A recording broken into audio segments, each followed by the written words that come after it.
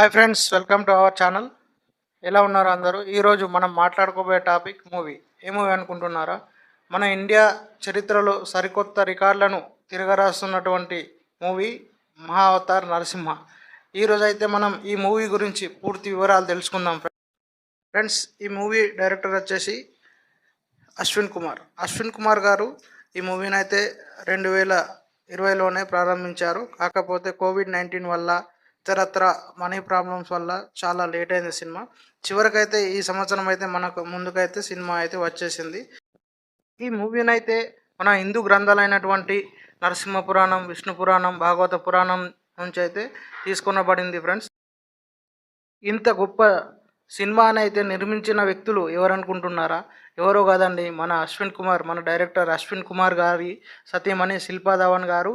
ఆమెతో పాటు సంయుక్తంగా నిర్మించినటువంటి కుశాల్ దేశాయ్, చైతన్య దేశాయ్. ఇలాంటి గొప్ప అవకాశం అయితే వీరికి దక్కింది ఫ్రెండ్స్. ఇంత గొప్ప మ్యూజిక్ మరియు బీజిఎం అందించినటువంటి మ్యూజిక్ డైరెక్టర్ అయితే ఎవరు అనుకుంటున్నారా? శామ్ సిఎస్ గారు. ఈ మూవీకి చాలా కీలకమైన వ్యక్తిగా అయితే ఈయన వ్యవహరించారు. ఈ మూవీలో చూసుకున్నట్టయితే మ్యూజిక్ కానీ, బీజిఎం కానీ, లాస్ట్ ఎపిసోడ్ 30 మినిట్స్లో వచ్చే బీజిఎం కానీ చాలా అద్భుతంగా ఉన్నాయి ఫ్రెండ్స్. దీనినైతే మనకు అందించినటువంటి మ్యూజిక్ డైరెక్టర్ వచ్చేసి శామ్ సిఎస్ గారు. ఈయన అయితే చాలా కష్టపడి తన ఎఫెక్ట్ని మొత్తం అయితే మూవీ మీద అయితే పెట్టారు ఫ్రెండ్స్.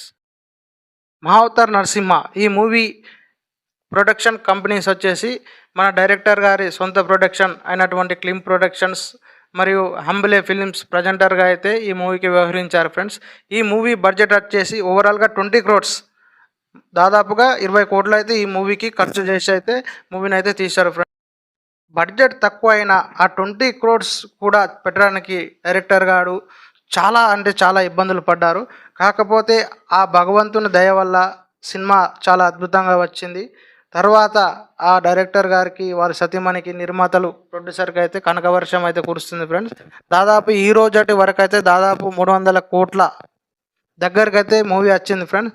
ఖచ్చితంగా నా ఒపీనియన్ ప్రకారం ఈ సినిమా 300 కోట్ల పైన అయితే వసూలు చేయగలుగుతుంది, ఖచ్చితంగా చెప్తున్నాను ఫ్రెండ్స్.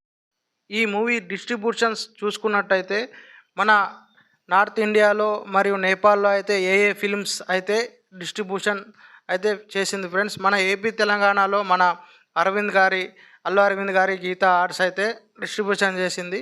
కర్ణాటకలో మా హంబిలే ఫిలిమ్స్ వారు అయితే ఈ మూవీని డిస్ట్రిబ్యూషన్ చేశారు ఫ్రెండ్స్.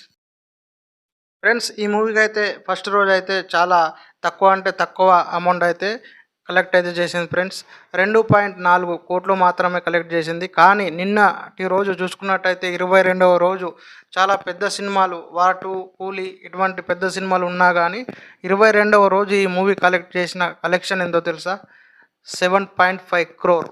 అంటే మూవీ ఎంత బాగా ఆడుతుందో మీరే అర్థం చేసుకోండి ఫ్రెండ్స్. ఖచ్చితంగా అయితే మీ ఫ్యామిలీతో కలిసి అయితే మూవీకి అయితే వెళ్ళండి. నిన్ననే మన చాగంటి కోటేశ్వరరావు గారు అయితే మూవీని అయితే చూశారు ఫ్రెండ్. మూవీ చాలా బాగుందని చెప్పారు. ఎక్కడా కూడా మన పురాణాలకు అతీతంగా వెళ్ళి అయితే మూవీ అయితే ఎక్కడ తీయలేదు ఫ్రెండ్స్ అని అయితే చాగంటి కోటేశ్వరరావు గారు అయితే చెప్పారు.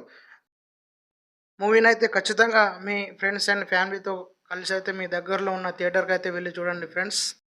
ఇంకొక ముఖ్యమైన విషయం ఏంటంటే ఫ్రెండ్స్, ఇలాంటి సినిమాలు ఖచ్చితంగా మన పిల్లలకైతే చూపించాలి friends.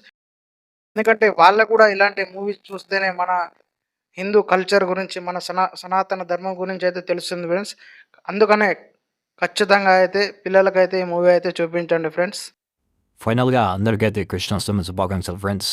And me Vamshi signing up. Bye bye. జై హింద్.